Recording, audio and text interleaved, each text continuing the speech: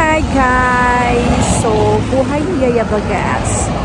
So, nakabalo tayo guys. Ayan oh, kahit may ano pa tayo, nakabunit pa tayo guys kasi iwas tayo sa frostbite sa ating tainga. Baka matanggal na, hindi natin namalayan. Natanggal na pala yung tainga natin sa sobrang lamig sa Canada.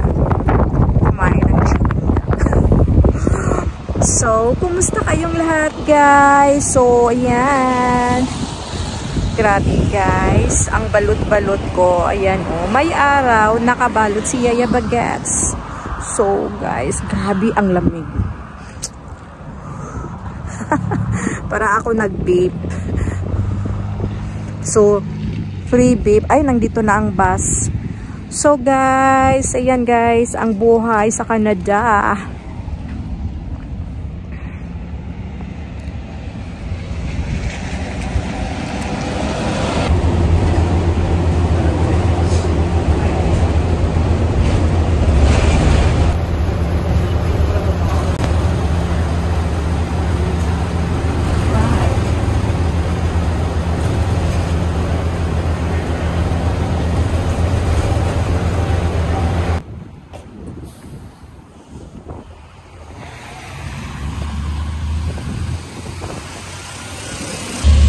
So yun guys, nakababa na tayo sa bus. Diba ang bilis?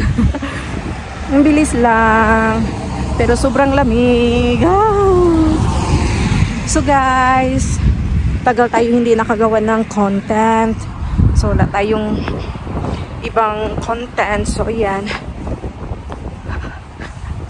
Habang naghintay ng bus, naglalakad, ginagawa na lang content. So hindi ko pa kasi na-edit yung mga video ko. So, abangan nyo na lang guys. Sana ay nasa mabuti kayong kalagayan.